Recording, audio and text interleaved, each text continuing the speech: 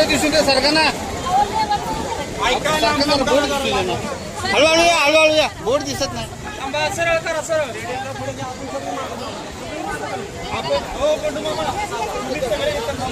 हो या ताई या हळूहळू या चला चला बाबासाहेब आंबेडकरांचा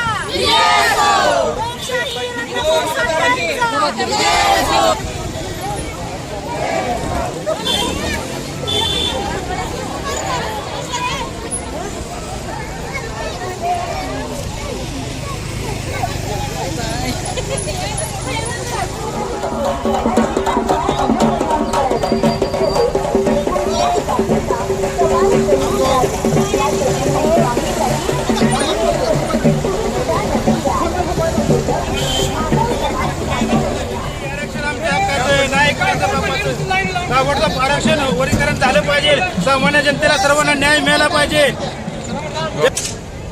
तुम्ही कशाला मागे राहिलाय त्यांना सांगा की या म्हणून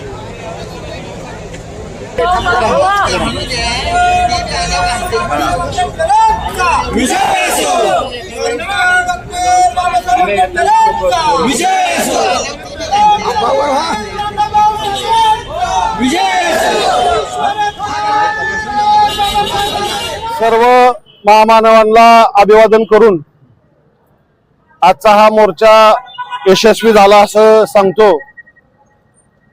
1 ऑगस्ट 2024 रोजी सुप्रीम कोर्टाने जो राज्य सरकारला आदेश दिलेला आहे आरक्षणाचं उपवर्गीकरण करण्यात काही हरकत नाही असं सुप्रीम कोर्टाने राज्य सरकारला सांगितलेलं आहे।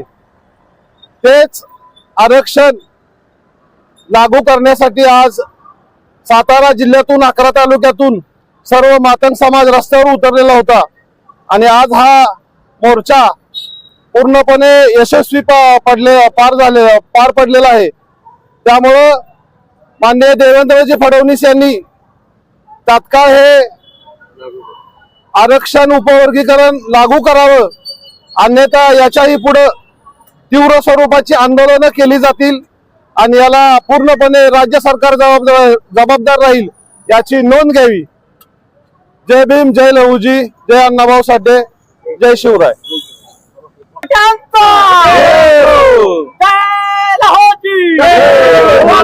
बाबासाहेब आंबेडकरांचा शिवाजी महाराज की जय, महात्मा ज्योतिबा फुलेंचा जय।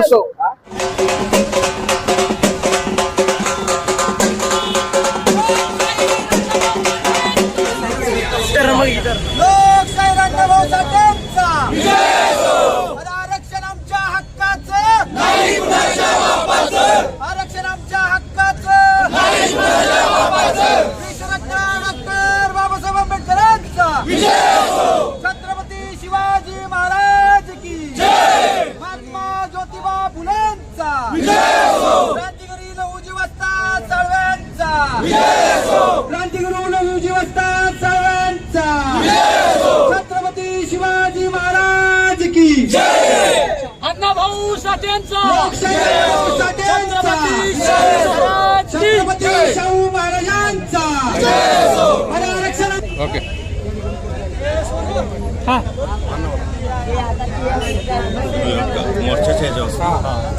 आज सातारा या ठिकाणी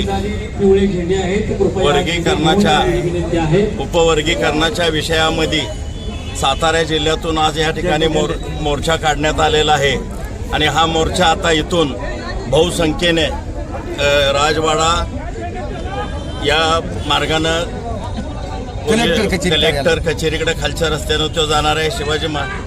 शिवाजी महाराजांच्या पुतळ्याला हार घालून कलेक्टर ऑफिसला जाऊन आमच्या ज्या काय व्यथा आहेत त्या व्यथेचं निवेदन हे कलेक्टर साहेबांना देण्यात येईल आणि मग काय असेल ते प्रमुख लोक तिथं मार्गदर्शन करतील।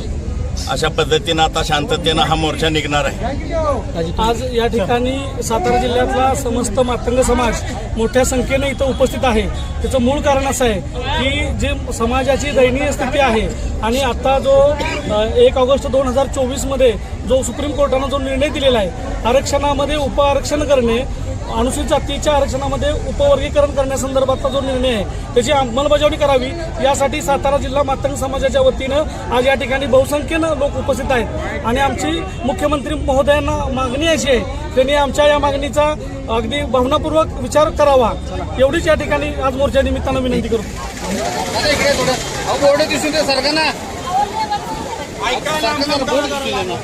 हळूहळू या बोर्ड दिसत नाही. सरळ करा सरळ.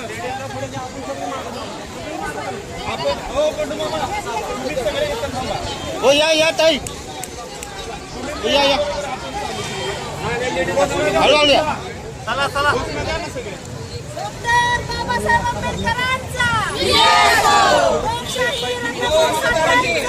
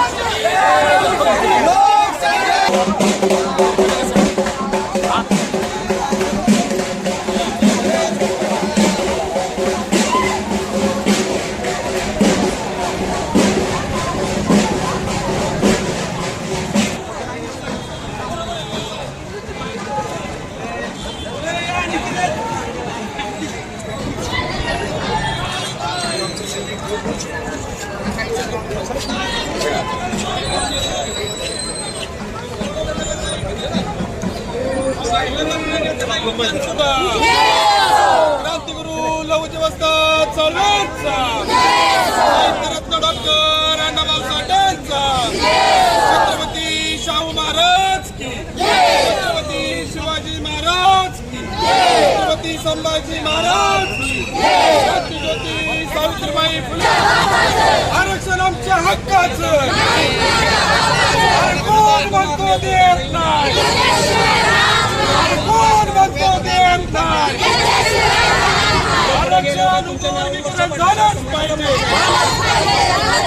आरक्षण उपवर्गीकरण झालंच पाहिजे आरक्षण आमच्या हक्काचं अनुसूचित जाती उपवर्गीकरण करण्यासाठी जो सुप्रीम कोर्टाने 1 ऑगस्ट 2024 मध्ये जो निर्णय दिला आणि त्याचा अधिकार उपवर्गीकरण करण्याचा अधिकार राज्य शासनाला दिला त्या धर्तीवरती त्या नियमावरती त्या आदेशावरती 6 राज्यामध्ये उपवर्गीकरण करण्यात आलं पण महाराष्ट्र राज्यामध्ये अद्याप वर्गीकरण करण्यात आलेलं नाही. इथल्या 59 जाती अनुसूचित जातीमध्ये येत असताना जी आरक्षणाची आणि लाभाची जी प्रक्रिया आहे त्यामध्ये मातंग समाज असेल आणि इतर तत्सम जाती असतील त्यांच्या नोकऱ्यामध्ये शिक्षणामध्ये प्रचंड विषमता निर्माण झालेली आहे. त्यामुळं इतर राज्यामध्ये तात्काळ येत्या पावसाळी अधिवेशनामध्ये मुख्यमंत्री साहेबांनी तो कायदा पारित करून इथल्या वंचित घटकाला न्याय देण्याचं काम करावं ही मागणी घेऊन आम्ही सातारा जिल्हा कलेक्टर कार्यालयावरती सामाजिक न्याय संघर्ष मोर्चाच्या निमित्ताने या ठिकाणी आलेलो आहोत. सर्व महामानवांना अभिवादन करून आज उपवर्गीकरणाकरता सातारा येथे 17 तारखेला आपण हा मोर्चा आयोजित केलेला होता आणि सातारा जिल्ह्यात कान्याकोपऱ्यातून आज या ठिकाणी आमचे मातंग बांधव माझ्या माता बहिणी बंधू सहकारी सर्वच आज या ठिकाणी एकजुटीनं उपस्थितीत राहिले. एवढ्या उन्हाच्या चटक्यामध्ये देखील आमच्या माया मावल्या रस्त्यानं येत होत्या. अनेक ठिकाणी त्या थांबल्या, पाणी पिल्या, काहींना चक्कर आली, तरी पण त्यांनी त्यांची हट्ट आणि जिद्द सोडलेली नाही. आज मला तुम्हा सर्वांना एवढं सांगू इच्छितो मी या वर्गीकरणाचा विषय काय आजचा नाही. हा गेले 35 वर्षापासून अनेक लोकनेते वर्गीकरण हा विषय घेऊन आपला लढा चालू ठेवलेला होता.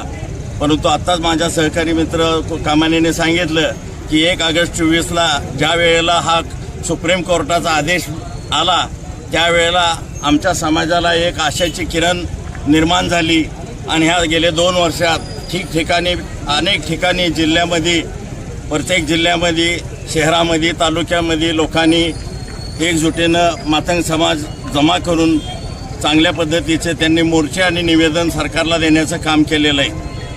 मित्रांनो, वर्गीकरण हे आमच्या 59 जातीच्या ह्याचा प्रश्न आहे, जीवनाचा प्रश्न आहे आणि त्यामध्ये आम्हाला जे काय उर्वरित आमचे सर्व घटक आहेत, आमचे जे इतर बांधव आहेत, या सर्वांना एक चांगल्या पद्धतीचं ज्याच्या त्याच्या पद्धतीनं वर्गीकरण व्हावं हीच आमची ह्या सरकारकडे मागणी होती आणि त्याकरता हा मोर्चा सातारा जिल्ह्यातून आम्ही चांगल्या पद्धतीनं काढण्याचं ठरवलं. आज मला एक सर्वात महत्त्वाची गोष्ट सांगायची आहे की आजपर्यंत मातंग समाज हा कधीच एकजूट झाला नाही. आम्ही वेगवेगळ्या संघटनेचे पदाधिकारी एकत्रित येऊन आज या ठिकाणी मातंग समाजाचा हा मोर्चा काढण्यात आला. कारण वर्गीकरण ही सर्वांना महत्त्वाची गोष्ट आहे. आज आमचं आणि इतक्या वर्षापासून आम्ही काम करत आहे, परंतु आज आम्हाला कुठंतरी समाजाला न्याय मिळण्याची वेळ आलेली आहे. म्हणूनच आम्ही सर्व आज एकत्रित आमचे हेवे दावे बाजूला ठेवून सर्व आज आम्ही या ठिकाणी एकत्रित आलो आणि हा मोर्चा सुरू केला. पुतळ्याला हार घालून राजवाड्यावरून हा पुतळा मिरवणूक आज कलेक्टर ऑफिसपर्यंत आणण्यात आली.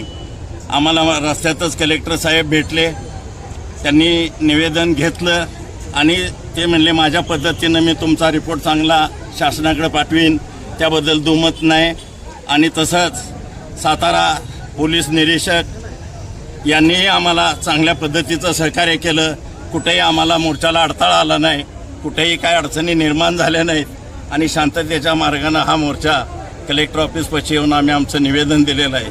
आज या ठिकाणी आमचे पत्रकार बांधव चांगल्या पद्धतीनं उन्हातानामध्ये आज आमच्याबरोबर राहून ह्या आमच्या न्याय हक्काचा लढा शासनापर्यंत पाठवण्यासाठी त्यांनी आम्हाला चांगल्या पद्धतीचं योगदान दिलेलं आहे.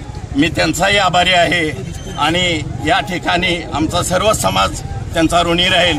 आणि या मोर्चाला सर्व जिल्ह्यातून आलेल्या माझ्या बांधवांना आणि बहिणींना एवढं सांगायचं आहे की ज्या पद्धतीनं आला त्या पद्धतीनं शांततेत आपल्या घरी जावा, काही गडबड करू नका आणि जाताना कुठल्याही गोष्टी अशा वेगळ्या घडू नयेत याची काळजी घ्यावी, एवढंच ह्या ठिकाणी सांगतो.